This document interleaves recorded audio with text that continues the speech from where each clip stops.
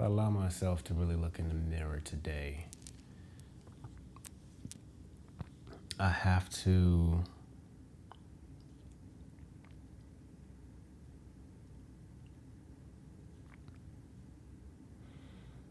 I have to dig deep into what's in the heart, what's on the heart.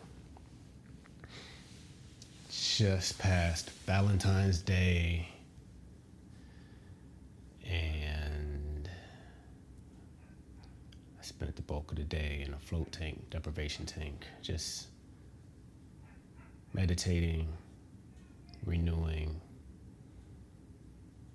kind of, a self-care day. I won't go into recent revelations and all those things as it pertains to love and just realizations I've come to in terms of where love stands with me right now, and realizing how the definition of it has evolved and how much social construct I had around it. There's another video on love you can check out in the Mirror Mirror playlist to get a little bit more deep dive into where I'm at with that. But as it particularly pertains to the Love Day as branded here in America, it really made me think how just out of touch we've become. And I don't say that sitting from a high horse. I'm live in and of this American culture as well. But when I think about how much I love, and I don't mean that in a romanticized way, I mean that in a spiritual way, a very nuanced way, a very ethereal way that touches so far deep in my heart that I have a strong resonance to it.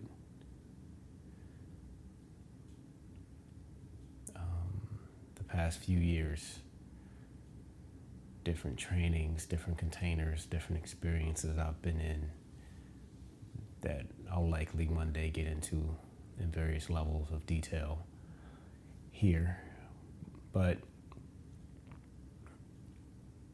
without rambling, it sounds so common sense, but love should be every day. And the fact, I get it, we emphasize it to make sure we carve out a specific moment, and then you have those that say, I don't celebrate Valentine's Day. I show love to my partner, to my spouse, to my girl, to my guy, to my husband, to my wife, to my whomever, every day.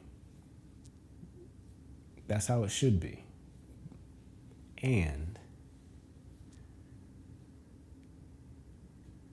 it shouldn't have to be reflected in the material possession of things, giving and receiving of things, to be as tokens of that either. Or even gestures. When you really tune into the frequency of love, and love does have a frequency, it allows you to not only feel that essence of love, but those who you direct it to, you can have a literal connection that can traverse distance, space, time, and so many other parallels on various levels. Without getting too much into the weeds in a completely different topic and conversation, the dimensionality of the frequency of love is something that is so universal.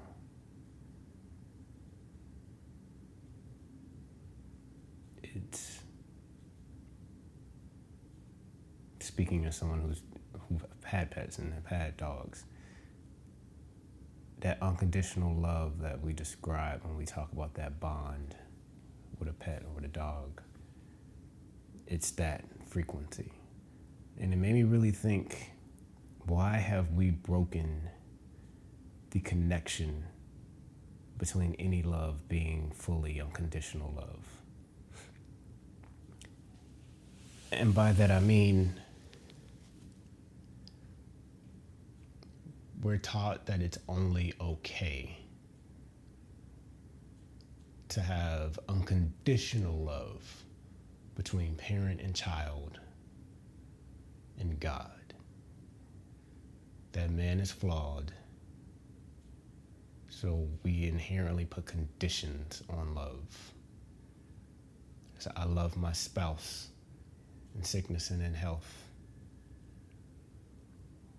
but there's still condition to it.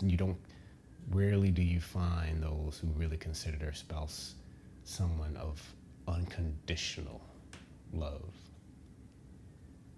Even friends that truly are like the deepest of friends and having an unconditional love for them. So I say all that to say, on this recent Valentine's Day that just passed, really makes me back to question, and the question I pose to you: why do we have to have condition stipulated upon our love that we receive and that we extend to others? It's not about being hurt.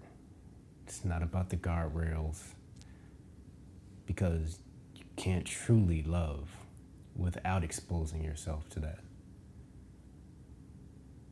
So what really is love if we aren't fully allowing ourselves to connect to unconditional love?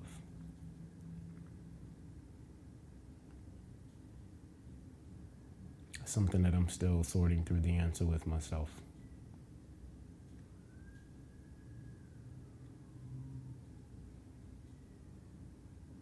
Anyway, just some quick thoughts coming out of this past Love Day.